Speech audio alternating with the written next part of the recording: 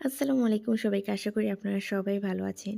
তো কদিন ধরে একটানা বৃষ্টির পর কাল থেকে একটু রোদ্দুর হচ্ছে। তো সকালবেলা ছাদে চলে এসেছিলাম। আর এই বছরের ১ম গাছে অপরাজিতা ফুল ফুটেছে। আর ওইদিকে রাস্তার ওপাশে যে পুকুরটা দেখছেন ওটাতে তো সারা বছরই লাল পাতলা ফুটে থাকে। দেখতে অসাধারণই লাগে।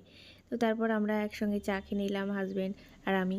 তারপর ছেলেকে ঘুম থেকে তুলে ওকে খাইয়ে পড়তে বসিয়ে দিয়েছি। আর এদিকে বলছি, "চিংড়িটা তোমার বড় মাদের বাড়িতে দিয়ে এসো।" ও তো দিতে যাবে না, ওর গন্ধ লাগছে নাকে।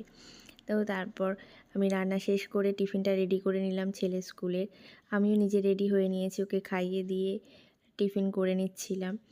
আর আজকে ওকে স্কুলে দিয়ে যাব একটু ননদের বাড়িতে। ননদের শাশুড়ি অপারেশন হয়েছে। উনি আমার ছেলে হওয়ার সময় নার্সিংহোমে ছিলেন, বাড়িতেও অনেক দিন এসেছিলেন। তো সত্যিই খুব ভালো একজন মহিলা। আর খুব যত্ন করেছেন। তো ওনার জন্য মনটা সত্যি খারাপ লাগছিল। খুব বড় অপারেশন হয়েছে। সবাই ওনার জন্য দোয়া করবেন। আর এদিকে দের বাড়িতে যাব বলে আমি একটু ফল মিষ্টি এগুলো নিয়ে নিচ্ছিলাম আর কি। তো তারপরেই আমি ওদের বাড়িতে যাচ্ছিলাম। রাস্তা জানি না, অনেক মানে লোককে জিজ্ঞাসা করে করে যাচ্ছিলাম, তাই একটু দেরিও হচ্ছিল। তো এদিকে ননদদের বাড়িতে এসে গেছি। এটা ওদের পুরনো বাড়ি। আর পুরনো বাড়িটাকে ভাঙেনি, পাশেই নতুন বাড়ি করেছেন। এটা ননদের শাশুড়ি, উনি অসুস্থ।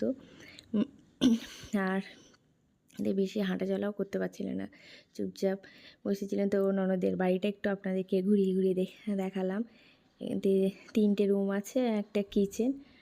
আর এই যে, তো তারপরে ননদ আমার জন্য একটু ফল কেটে দিল, তো খেয়ে নিলাম। তারপর বাড়ি চলে এলাম। আর দুপুরবেলায় এসে স্নান করে নিয়ে খাওয়া দাওয়া করে নিলাম। দুপুরের মেনুটা আজকে আপনাদেরকে